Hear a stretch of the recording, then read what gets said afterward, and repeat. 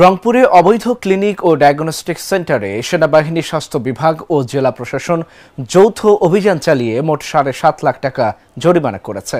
সেই সাথে ৪টি প্রতিষ্ঠান বন্ধ ঘোষণা করা হয়েছে।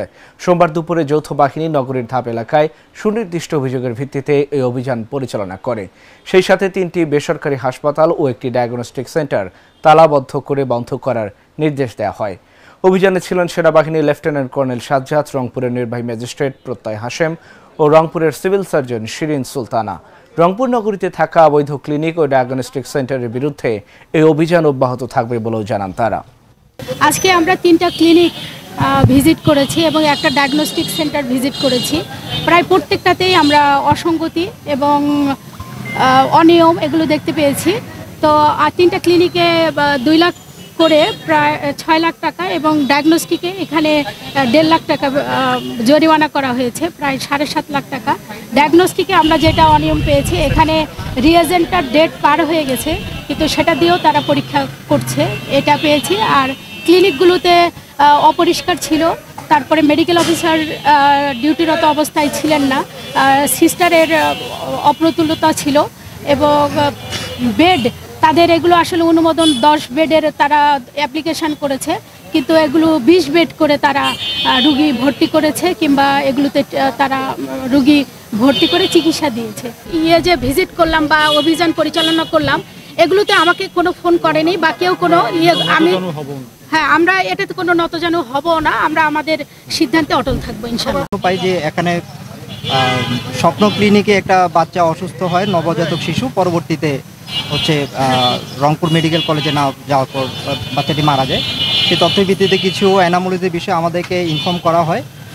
পরবর্তীতে আমরা এসে ওই ক্লিনিকটা দেখে যাই। পরবর্তীতে আমরা পরিকল্পনা করে আজকে এই আশেপাশে যতগুলো ক্লিনিক আছে সবগুলোতেই সমন্বিতভাবে বাংলাদেশ সেনাবাহিনী ৭২ পদাতিক ব্রিগেডের আমরা 30 ইস্ট বেঙ্গল, সিভিল সার্জন এবং জেলার প্রশাসকের পক্ষ থেকে ম্যাজিস্ট্রেট ছিলেন, আমরা সকলে সমন্বিতভাবে আজকের এই অভিযানটা পরিচালনা করেছি এবং যাদের যেই ধরনের সমস্যাগুলো ছিল তার বিরুদ্ধে বিভিন্ন ব্যবস্থা গ্রহণ করা হয়েছে, যেটা আপনারা অলরেডি দেখেছেন।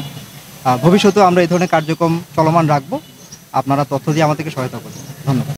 আমরা 3টা হসপিটালকেই 2 লাখ করে করেছি এবং একটা ডায়াগনস্টিক সেন্টারকে 1,50,000 করেছি।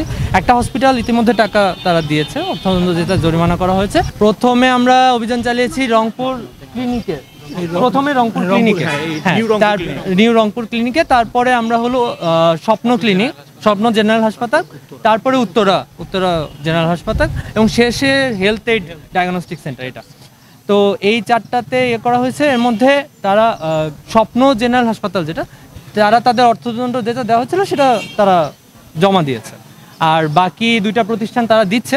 আমরা তাদের সাথে তাদের একটা নির্দিষ্ট সময় দিয়েছি যে এই সময়ের ভিতরে তারা যেন দিয়ে দেয়, নাহলে তাদের অনাদায় যে কারাদণ্ড যেটা দেওয়া হয়েছে 2 মাস 3 মাস করে, সেটা আমরা অ্যাপ্লাই করব। এই জেনারেল এবং উত্তরা এই 3টাতে কমন কিছু জিনিস ছিল, যে বেড সংখ্যা 10টা, তাদের অনুমোদিত বেড সংখ্যা 10টা, তারা 10, 20টা, 24টা, 16টা এইভাবে রেখেছে।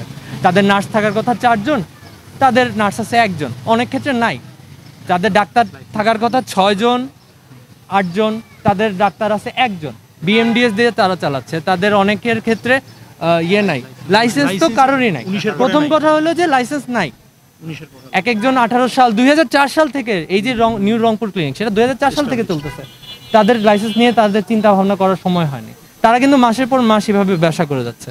আমরা হিসাব করে দেখেছি তারা পার মান্থে হসপিটালের পক্ষ থেকে তারা মিনিমাম হলো 7-8 লাখ টাকা তাদের নিজস্ব ফান্ডে যাচ্ছে, হসপিটালের যে ফান্ড সেখানে যাচ্ছে, সেখান থেকে তারা তাদের খরচ করতে, কিন্তু তাদের লাইসেন্সের প্রতি ওই রকম অ্যাটেনশন দেওয়ার প্রয়োজন বোধ করেনি। তো সেইটার যে কারণেই আমাদের এই অভিযানগুলো। আর আরেকটা যেটা আমার কাছে ব্যক্তিগত, আমার কথা হলো যে হসপিটাল থাকবে নিট অ্যান্ড ক্লিন, যেখানে মানুষ যাবে অটো তাদের মন ভালো হয়ে যাবে, এটা আপনারাও চান, সবারই ফ্যামিলি আছে, কিন্তু সেই হিসাবে এখানে কোনো হসপিটালই আমার কাছে পরিচ্ছন্ন মনে হয় না।